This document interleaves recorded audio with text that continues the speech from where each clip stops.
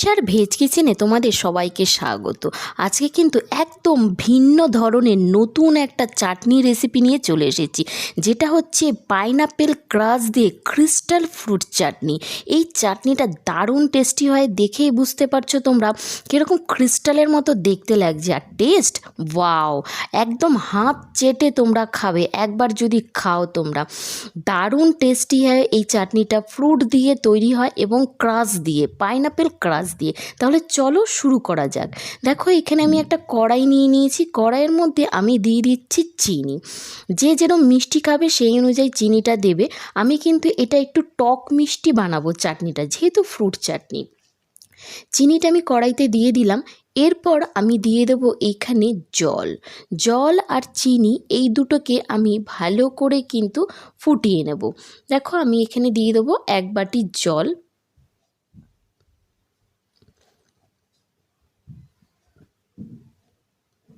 আমি দিয়ে দিলাম এখানে জল।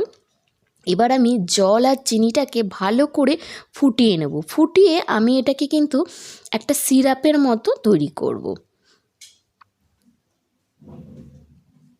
তো আমি তোমাদের একটু বলে রাখি, এই চাটনিটা কিন্তু একদম নতুন ধরনের তৈরি, আমার একটা রেসিপি, মানে আমি নিজে তৈরি করেছি এই চাটনিটা। তোমরা হয়তো চাটনি অনেক রকম খেয়েছো, কিন্তু ক্রাশ দিয়ে, মানে পাইনাপেল ক্রাশ দিয়ে কখনো খাওনি, আমি বলতে পারি। দেখো এখানে আমার চিনিটা কিন্তু পুরোপুরি গলে গেছে, দেখে বুঝতেই পারছো তোমরা। আর মোটামুটি আমার সিরাপটা কিন্তু রেডি। এই হলো পাইনাপেল ক্রাশ। দেখো লেখাই রয়েছে এখানে পাইনাপেল ক্রাশ রয়েছে। তোমরা কিন্তু পাইনাপেল কেন, অনেক ধরনের ক্রাশ কিন্তু পেয়ে যাবে তোমরা, যে কোনো শপিং মল বলো, যেখানে গ্লসারির জিনিস পাওয়া যায় সেখানে পেয়ে যাবে। আর মুদিখানার দোকানেও তোমরা, বড় বড় মুদিখানার দোকানে পেয়ে যাবে। এইখানে দেখো আমি পাইনাপেল ক্রাশ 3 চামচ দেবো। এই ক্রাশটা কিন্তু কেকে কাজে লাগে, কেক বানাতে কাজে লাগে। তো আমার কাছে ছিল, সেটা দিয়েই আমি একটা নতুন চাটনি রেসিপি তৈরি করেছি। তো আমি এখানে 3 চামচ পাইনাপেল ক্রাশ দিয়ে এখানে আমি সামান্য একটু জল দিয়ে দেবো। জল দিয়ে কিন্তু আমি এই ক্রাশটাকে ভালো করে লিকুইড করে নেব। দেখলে আমি জল দিয়ে দিলাম। জল দিয়ে আমি এই ক্রাশটাকে ভালো করে লিকুইড করে নেব। এই ক্রাশটা দেওয়াতে চাটনিটা কিন্তু দারুণ টেস্টি হয়ে ওঠে এবং কালারটাও কিন্তু খুব সুন্দর হয়ে ওঠে। তোমরা যদি চাও পাইনাপেলের বদলে ম্যাঙ্গো আছে, অরেঞ্জ আছে, সেগুলোও কিন্তু ব্যবহার করতে পারো। দেখো এখানে আমার সিরাপটা রেডি। আমি এখানে ড্রাই ফ্রুটের মধ্যে কিন্তু কাজু দিলাম, এবং আমি এখানে আমসত্ত্বগুলোকে কিন্তু একদম ছোট ছোট করে পিস করে কেটে নিয়েছি। এখানে আমি বড় আমসত্ত্ব দিইনি, কারণ বড় জিনিসটা এখানে মুখে পড়লে ভালো লাগবে না, আমার যেটা মনে হয়েছে। তো সেই কারণে আমি ছোট ছোট করে এখানে পিস করে দিয়েছি। সমস্ত কিছু আমি 1 মিনিট কিন্তু চিনির সিরাপের সাথে ভালো করে ফুটিয়ে নেব। দেখো এখানে কিন্তু আমার 1 মিনিট ফোটানো হয়ে গেছে চিনির সিরাপের সাথে। এবার আমি দিয়ে দেবো এখানে বেদানা। আমি একটা বড় বেদানা নিয়েছিলাম, সেই বেদানাটাকে আমি এখানে পুরোটাই কিন্তু দিয়ে দিলাম। যেহেতু ফ্রুট চাটনি, তো ফ্রুট তো দিতেই হবে। এবার আমি দিয়ে দেবো এখানে আঙুরগুলোকে কিন্তু আমি মধ্যেখান থেকে কেটে নিয়েছি। তোমরাও কিন্তু মধ্যেখান থেকে কেটে নেবে, তাহলে কিন্তু এর ভেতরে যে রসটা সেটা কিন্তু ভালো মতো ঢুকবে। পরে আমি গোটা আঙুর দেব। দেখো আমি 1 মিনিট ফুটিয়ে নিলাম সমস্ত কিছু। এরপর দিয়ে দেবো সামান্য একটু লবণ। যে কোনো মিষ্টি জিনিসে, চাটনি হোক, পায়েস হোক, যাই হোক না কেন, এতে কিন্তু একটু লবণ দিতে হয়, তাহলে কিন্তু মিষ্টিটা কিন্তু আরও বেশি ভালো লাগে খেতে। আমি 1 মিনিট সমস্ত কিছু ফুটিয়ে নেব।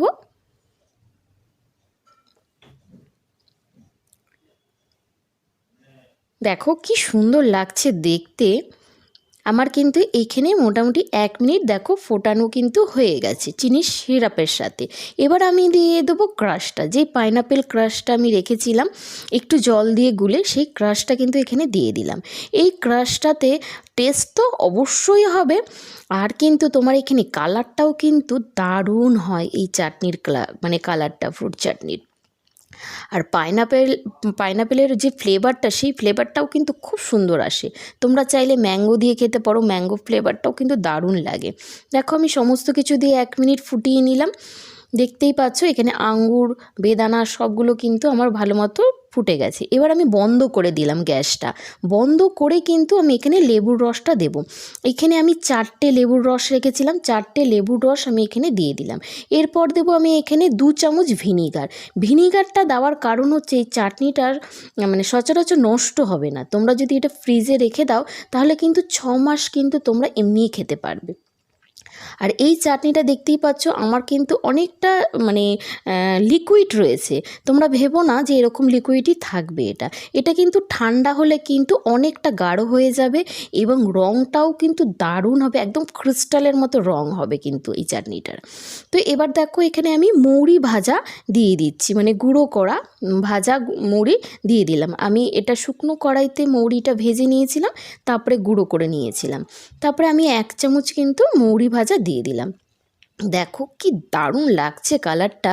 এটা যখন ঠান্ডা হবে চাটনিটা তখন কিন্তু কালারটা আরও সুন্দর হয়ে যাবে, একদম ক্রিস্টালের মতো হবে এবং টেস্ট অসাধারণ। যে খাবে সে কিন্তু বলতেই হবে, বাধ্য হবে বলতে ওয়াও।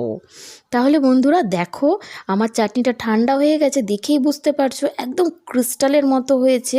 টেস্টের তো কোনো কথাই হবে না। অবশ্যই কিন্তু তোমরা একবার এটা করে খাবে। একবার যদি তোমরা এটা করো তাহলে কিন্তু তোমরা ফ্রিজে রেখে 6 মাস খেতে পারবে। আর ওপর থেকে আমি দিয়ে দিয়েছি গোটা কিছু আঙ্গুর।